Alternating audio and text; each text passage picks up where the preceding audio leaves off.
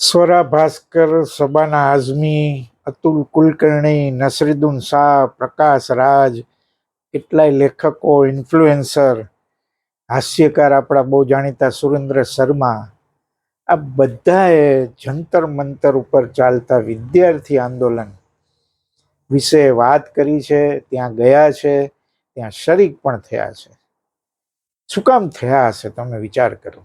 એમના કોઈ છોકરાઓએ નીટ પરીક્ષા આપી હોય અને એમને તકલીફ પડી હોય એવું નથી. આમ છતાં એની સાથે ઊભા છે.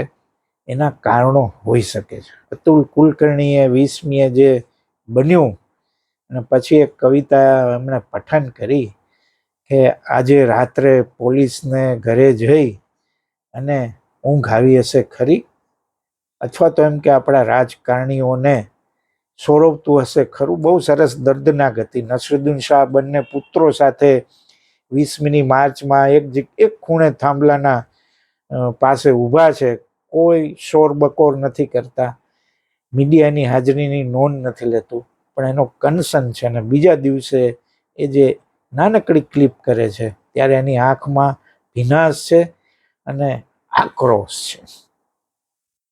હોળી પાછું તમે આમે હિન્દુ મુસ્લિમ નહીં કરતા સાહેબ, આ એ વાત નથી અને એ બાજુ મારે જવું પણ નથી. પણ આ બધાને કંઈ ને કંઈ એની સાથે નિસ્બત થઈ છે. સોનમ વાંગચુક આટલા દિવસથી ભૂખ હડતાલ પર શું કામ ઉતરે, એના વિશે ઘણી બધી ચર્ચાઓ થાય છે. નેગેટિવ ચર્ચાઓ પણ એટલી જ થાય છે. પણ કોઈ માણસ આટલા દિવસ સુધી ભૂખ્યો શું કામ રહે, આ બહુ મુદ્દો મહત્વનો છે. બીજું કે 20મીએ જે ચલો સંસદનું એલાન હતું અને દિલ્હીની સડકો પર જે યુવાનોની એટલી બધી મોટી સંખ્યા, 1 લાખથી કે છે વધારે હતા યુવાનો. ક્યાંથી આ છોકરા છોકરીઓ આવેલા. આવું દ્રશ્ય આ પહેલા નથી જોવા મળ્યું સાહેબ. અન્ના આંદોલનમાં લોકો આવ્યા હતા એની ના જ નથી, પણ કોઈ મોટા નામ વગર અને કોઈ બહુ મોટા ટેકા વગર આટલા માણસો ખાલી સોશિયલ મીડિયામાં જે બધું ચાલે છે, જે જાણવા મળે છે, એ રીતે માણસો એકઠા થયા. એમપીથી એક છોકરો, કેટલીક ક્લિપો જોઈ, એમપીથી એક છોકરો આવ્યો છે, નાનકડો થેલો છે એની પાસે અને એક નાનકડો ડબ્બો છે, એમાં મગફળીના દાણા છે ને બીજું કંઈક નાની, એ લઈને માણસ એમપીથી દિલ્હી આવ્યો છે સાહેબ. તમે વિચાર કરો આ કન્સર્ન નિસ્બત કેવી છે. દિલ્હીમાં એક રહેતો યુવાન મુસ્લિમ છે, પણ વળી પાછું અહીંયા હિન્દુ મુસ્લિમ નહીં કરતા. એનો ઇન્ટરવ્યૂ એક ચેનલે લલ્લન ટોપે કે કોઈ લીધો અને એણે જે વાત કરી છે સાહેબ, તમે સાંભળો એટલે તમારી આંખ ભીની થયા વગર રહે જ નહીં. એ ભણેલો નથી છોકરો, મજૂરી કરે છે. કેટલીક જગ્યાએ મજૂરી કરી, પછી બાપ સાથે જોડાયો ને બરફની લારી, બરફની પાટ રાખીને કામ કરે છે. એને એ શ્રમિક છે કે હું શું કામ અહીંયા આવ્યો છું. સાહેબ તમે જુઓ કેવી રીતે માણસો નિસ્બત લઈને આવે છે. કે શ્રમિક કોઈ દિવસ રસ્તા ઉપર નથી આવતો, કારણ કે એને એ રસ્તા ઉપર આવે તો એનો રોજ પડે, તો એનો ઘરનો ચૂલો ઠરી જાય, સળગે નહીં, જમવાનું ન મળે, ખાવાનું ન મળે. એટલે હું આવ્યો છું એના વતી. એનો 18,000 પગાર થતો હોય ને એનો માલિક 15,000 આપે તો એ કેમ ચાલે? એનો અવાજ કોઈ નથી બનતું. બહુ સરસ. અને ભણેલો નથી પણ વાત એટલી બધી સરસ રીતે કરતું. પછી એલો પત્રકાર એમ કે, પત્રકાર પોતે સાહેબ એની આંખ ભીનું ને આંસુ નીકળી જાય છે. તમે જોશો એટલે તમને થશે. ઇરફાન કેવું નામ છે એનું કઈ. એણે એમ કીધું કે હું ભણેલો નથી પણ ગૂગલમાં મને જે પ્રશ્નો થાય ને એ પૂછું છું અને જવાબ મળે, મને શંકા પડે તો ફરી વાર પૂછું છું કે ભાઈ આ સાચું છે કે ખોટું. આમ કરીને અને એને ઘણી કવિતાઓ મોઢે છે, સાહિત્યનો શોખ છે, એટલે બહુ સરસ રીતે વાત કરે છે. આ સવાલ છે ને સાહેબ, જ્યારે પૂછાય અને જવાબ ન મળે ને ત્યારે આ સ્થિતિ સર્જાય છે. ગૂગલે એને જવાબ આપી દીધો એટલે એને એની માહિતી મળી ગઈ. પણ જંતર મંતર ઉપર લાખો યુવાનો એકઠા થયા, એમને જવાબ નહોતો મળતો, એટલે આ લોકો આવી ગયા. આ છોકરો મા બાપને કીધા વગર આવેલો. ઘણા તો છોકરાના મા બાપ પણ ત્યાં સામેલ હતા. કેટલીક ટીકાઓ થાય છે કે મા બાપ કેમ નથી, પણ મા બાપ પણ હતા, પણ છોકરાઓની સંખ્યા વધારે હતી. બહુ સીધી સાદી વાત છે. ને એવા ઘણા યુવાનો હતા, છોકરા છોકરીઓ જે કોલેજમાં ભણે છે, એ મા બાપની સંમતિ વગર આવેલા. સાહેબ, તમે વિચાર કરજો ક્યાંથી આવેલા. અને આ છોકરાઓ લાઠીને લાયક નહોતા. સાહેબ, નહોતા લાઠીને લાયક. કોઈકના કપડાં ફાડ્યા, કોઈકને બહુ ગંભીર ઈજા થઈ, હોસ્પિટલમાં દાખલ થયા છે.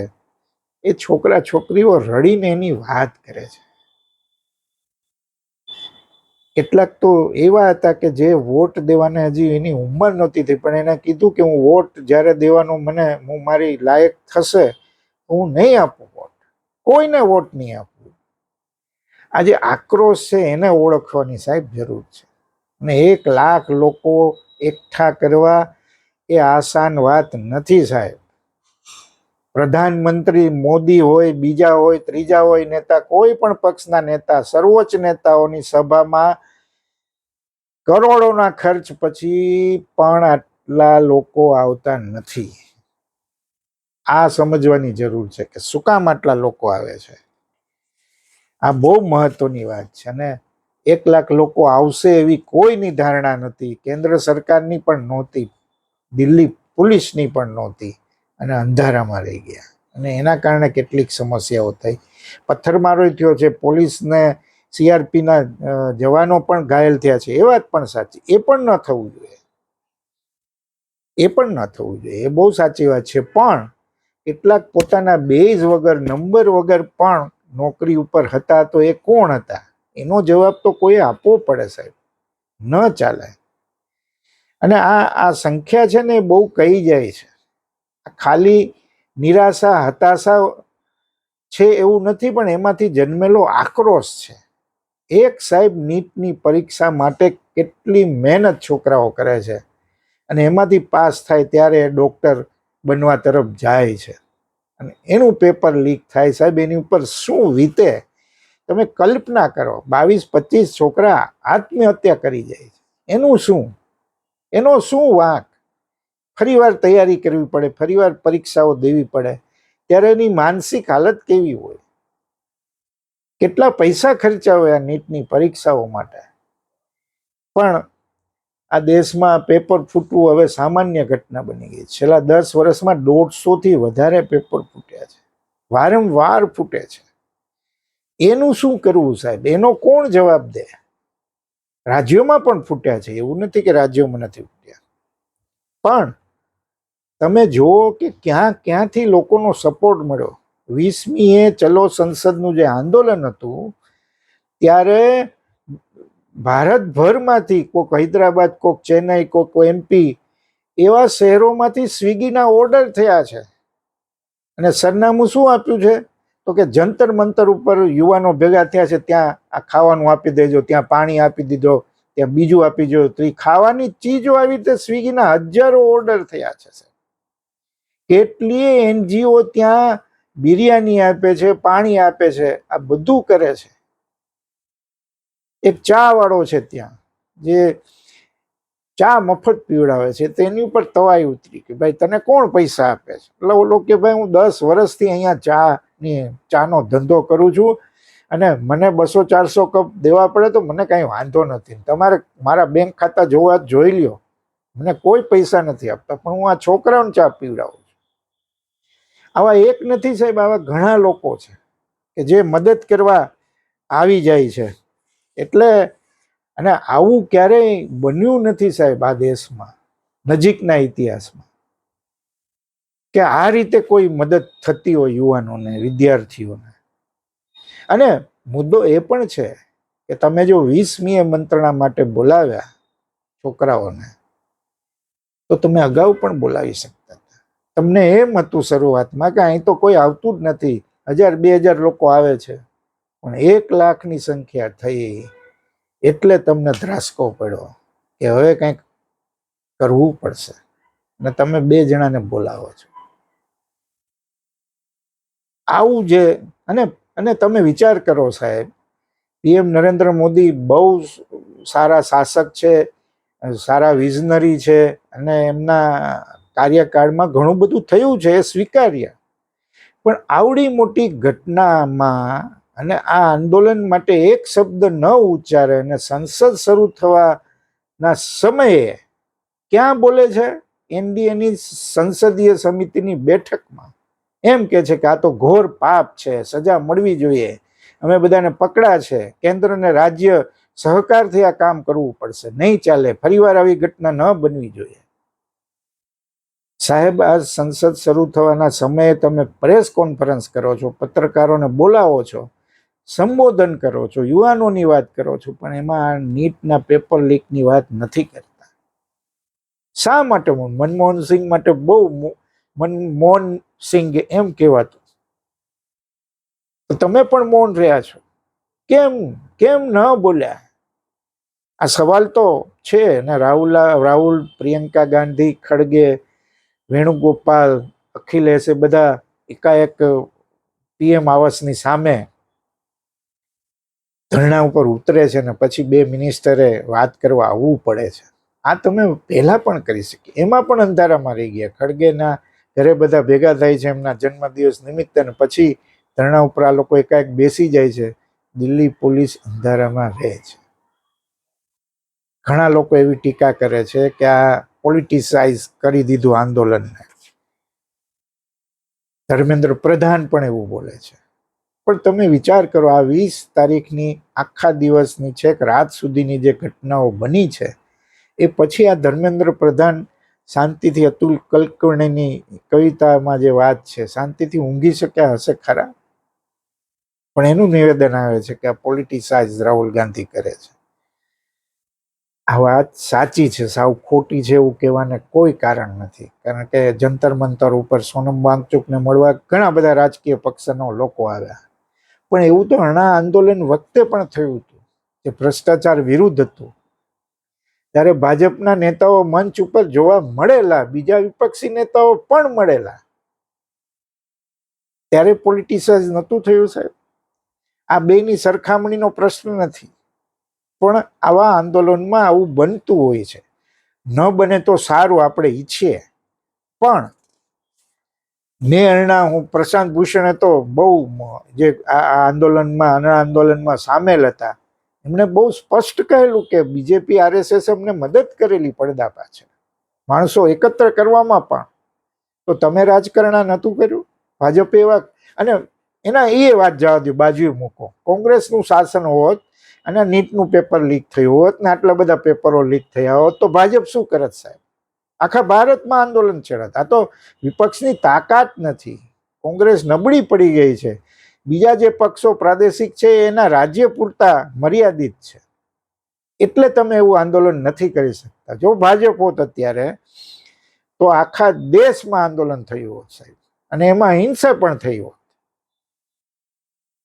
ત્યારે હણાનું જે રિપોર્ટિંગ થતું હતું આંદોલન વખતે મીડિયામાં, ને અત્યારે આ ફરક કેમ છે એ પણ સવાલ છે. અને આ છે ને બહુ મહત્વનું એટલે છે કે મુદ્દો છે એ જવાબદેહીનો છે. ઘણા લોકો એમ કહે છે કે ધર્મેન્દ્ર પ્રધાન રાજીનામું આપી દે તો શું ચિત્ર બદલાઈ જશે? દલીલની રીતે, લોજિકની દ્રષ્ટિએ વાત સાચી છે, પણ એ માટે લાલ બહાદુર શાસ્ત્રીનો એક જ કિસ્સો કેવો છે. 1950ના દાયકામાં 53માં લગભગ બંગાળમાં ક્યાંય ટ્રેન અકસ્માત થયો ને 130 કે 140 લોકો મૃત્યુ પામ્યા. અને લાલ બહાદુર શાસ્ત્રી ત્યારે રેલવે મંત્રી હતા. એમણે તરત રાજીનામું આપી દીધું. જવાહરલાલ નહેરુ એમ કહ્યું કે આમાં તમારી કોઈ ભૂલ નથી, એ ટેકનિકલ સમસ્યાના કારણે થયું છે, એમાં ડ્રાઈવરનો વાંક કે જે કંઈક ગણો એ તમારે રાજીનામું દેવાની જરૂર નથી. ત્યારે લાલ બહાદુર શાસ્ત્રી એમ કહે છે, સાહેબ, કે હું એક ખાતાનો મંત્રી છું અને આ મારી નૈતિક જવાબદારી છે, એટલે હું રાજીનામું આપું છું. આ જે જવાબદેહી છે ને, આ સાહેબ ખૂટે છે આજના સમયમાં. એલ કે અડવાણી, ભાજપના સર્વોચ્ચ નેતા, જૈન હવાલા કેસ, ડાયરીમાં ખાલી નામ આવ્યું ને એમને એમ કહી દીધું કે હું ચૂંટણી નહીં લડું જ્યાં સુધી મારો આ ડાઘ દૂર નહીં થાય. એટલે ભાજપે પણ આવા દાખલા આપ્યા છે સાહેબ. અને બીજું, એક મંત્રી રાજીનામું આપવું પડે અથવા તો એને એની પાસેથી રાજીનામું લેવું પડે તો એમાં શું ઉપર તળે થઈ જાય સાહેબ?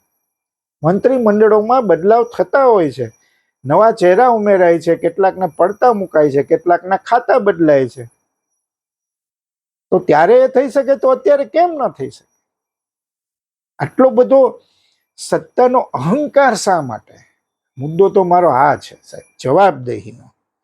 અને હાલત, મુખ્ય પ્રશ્ન શું છે? આ બધું પોલિટિક્સ બાજુએ મૂકી દે, પણ મુખ્ય પ્રશ્ન શું છે એ પકડવાની જરૂર છે.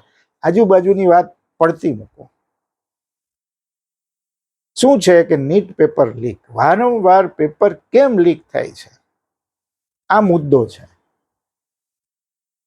એનાથી પણ વધારે શિક્ષણની હાલત શું છે? સરકારના જ આંકડા છે સાહેબ, આ મારા ઘરના આંકડા નથી. અને હમણાં દિગ્વિજયસિંહ જે સંસદીય સમિતિના ચેરમેન હતા, નિવૃત્ત થયા, એમણે પણ એક લેખ લખ્યો છે. અને આંકડા શું છે તો કે સાહેબ, છેલ્લા 2014-15 માંડી અને 2026-27ની વાત કરો તો શાળા શિક્ષણની બજેટ ફાળવણી અડધી થઈ ગઈ છે, અડધી. 2014-15માં 3.07 જીડીપીના 3.07% શિક્ષણ, શાળા શિક્ષણનું બજેટ હતું. એ 2026-27માં ઘટીને 1.56% થયું છે. સવાલ આ છે સાહેબ. અને 2013-14ની સરખામણી તમે કરો તો ત્યારે 4.6 હતું ને 2025-26માં 2.5% હતું. ઉચ્ચ શિક્ષણની તમે વાત કરો તો 1.54% હતું 2014-15માં, એ અત્યારે ઘટીને 1.04% થયું છે. રસ્તા અને ઇન્ફ્રાસ્ટ્રક્ચર માટેનું બજેટ છે ને, એ 1.8% હતું, એ 5.8% થયું છે. સારી વાત છે, સારા રસ્તા બનવા જોઈએ. જોકે એમાં જે રસ્તાઓની હાલત થાય છે એ આપણે જોયું છે, એ સરકારના દાવા પણ ખોટા પડ્યા છે. પણ એ થવું જોઈએ, એમની કોઈ ના નથી. પણ શિક્ષણનું બજેટ કેમ ઘટે, આ સવાલ છે. 10 વર્ષમાં 1 લાખ શાળા બંધ થઈ છે, એવા આંકડાઓ છે. આ માટે સરકાર પાસે કોઈ માહિતી નથી સાહેબ, સત્તાવાર રીતે. એ એમ કે છે, દલીલ એવી થાય છે કે શાળા બંધ થાય એનો રેકોર્ડ જ રાખતી નથી સરકાર. કોણ રાખે? જવા દો, બંધ તો બંધ. અને શાળા બંધ થાય તો એના કારણે જે એના વિદ્યાર્થીઓ ભણતા હતા એ કેટલા પ્રભાવિત થાય છે, એની સંખ્યાનો પણ કોઈ રેકોર્ડ નથી. તો આ શિક્ષણના અધિકારની શું સાહેબ? ક્યાં જાય ગરીબ બાળક ભણવા? અને આ જ ગાળામાં સાહેબ દેશમાં 43,000 ખાનગી શાળાઓ ખુલી છે. આ બહુ મહત્વની વાત છે. અને ગયા વર્ષનો જે રિપોર્ટ છે એ મુજબ દેશમાં 10 લાખ શિક્ષકોની જગ્યા ખાલી છે. આ સમજવું પડશે, આ સવાલ કરવો પડશે સાહેબ. ઉચ્ચ શિક્ષણમાં સરકારની ભાગીદારી 40% ઘટી ગઈ છે. આ મુદ્દો છે. એટલે કોણ આવે છે, ક્યાં જાય છે, કોણ શું કરે છે, પડદા પાછળ શું છે, એ પ્રશ્નો મહત્વના નથી. પ્રશ્ન મહત્વનો એ છે કે નીટ પેપર અથવા તો બીજી પરીક્ષાઓના પેપર કેમ લીક થાય છે? એ જવાબદારી કોની? એ જવાબદેહી કોની? કોઈક તો જવાબદાર હાથમાં લે. તમે રામ મંદિરમાં ચોરીનો કેસ ચાલે છે, તો મુખ્ય 2 ટ્રસ્ટીઓ રાજીનામા આપીને નીકળી જાય છે. તમે સામાન્ય કોઈ ટ્રસ્ટ ચાલતું હોય ને ગડબડ થાય તો બધા ટ્રસ્ટીઓ સામે ફરિયાદ થાય. તમે કોઈને છોડી કેમ શકો સાહેબ? અને ક્યારે એનો રિપોર્ટ આવશે? ક્યારે સજા થશે? તમે તો બહુ બુલડોઝર ફેરવી દો છો સાહેબ, ધડાધડ. રાજકોટમાં જે કોર્પોરેશનમાં કાજુ કતરીના, પાણીના બિલના, ખાવાના બિલના જે વિવાદ થયા છે, તપાસ સમિતિ રચાઈ ગઈ છે. રિપોર્ટ ક્યારે આવશે? જવાબદેહીનો આ પ્રશ્ન છે સાહેબ. એટલે આ આંદોલનને આ રીતે જોવાની જરૂર છે. એનો રાજકીય એંગલ તો બધા શોધવાના જ સાહેબ. દરેક આંદોલનમાં રાજકીય એંગલ શોધવામાં આવતો જ હોય છે. મુદ્દો એ છે કે શિક્ષણની આવી હાલત શા માટે થઈ, એની માટે જવાબદાર કોણ છે? તમે હવે સોનમ વાકચૂક પાસે 2 મંત્રીઓ જાય છે, વાર્તાલાપ કરે છે. આ તમે પહેલા પણ કરી શકતા. અને એક ધર્મેન્દ્ર પ્રધાન, એક મંત્રી રાજીનામું આપી દે તો કામ પૂરું થઈ જાય છે. લોકોને વિશ્વાસ બેસે કે ના, સરકાર કંઈક એમાં કરવા માંગે છે. વાત આટલી છે. આ સવાલો પૂછવા જોઈએ. ગૂગલ જવાબ આપે છે, પણ સરકાર જવાબ આપે, જવાબદેહી નક્કી કરે, એ જરૂરી છે. નહીતર આવા આંદોલનો થશે અને સ્વયંભૂ પણ થઈ શકે છે. એક લિમિટ હોય છે. માણસ ક્યાં સુધી રાહ જુએ? હતાશા, નિરાશાનો ગ્રાફ બહુ ઉપર જાય ને ત્યારે આક્રોશ પેદા થાય છે. જંતર મંતર એનો પુરાવો છે. સરકારે આ વાત સમજવી પડશે, થોડું ઝૂકવું પડશે. ઝૂકવામાં કાંઈ નાનપ નથી. સાચા મુદ્દે ઝૂકી અને કોઈ ઉપાય શોધવામાં આવે તો એમાં જરાય ખોટું નથી. આટલું તો કરવું પડશે. જી, ચોક્કસ કરવું પડશે. આભાર.